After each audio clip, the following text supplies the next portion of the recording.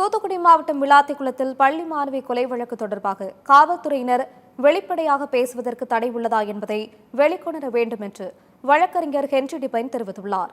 காவல்துறை முற்றிலும் மோசமான அமைப்பு இல்லை, நேர்மையான அதிகாரிகள் மூலம் விசாரித்து உண்மை கண்டறியப்படும் என்ற நம்பிக்கை இருப்பதாகவும் கூறினார்.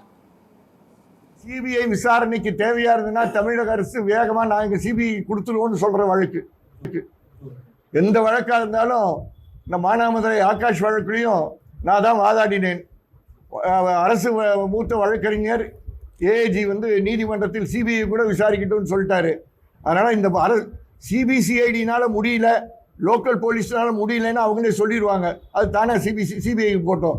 சிபிஐக்கு போகணும்னா நான் சொல்ல, இருக்கக்கூடிய காவல்துறை சுத்தமான அதிகாரிகளை வைத்து, நேர்மையான அதிகாரிகளை வைத்து கண்டிப்பாக அது கண்டறிய முடியும் என்ற நம்பிக்கை இருக்கு.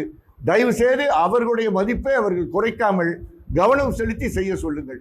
இந்த மாதிரி ஹரிஹரன் மாதிரி ஆட்கள்லாம் தொடர்ந்து நீங்க தூத்துக்குடி நேசித்து அவனை பாதுகாப்பாக வைப்பது, இன்னும் எத்தனை பழைய கொலைகாரங்களை இன்னும் வைத்துக் கொண்டிருக்கிறீங்க தூத்துக்குடி என்று அவமானமாக இருக்கு என்னை பொறுத்தவரை.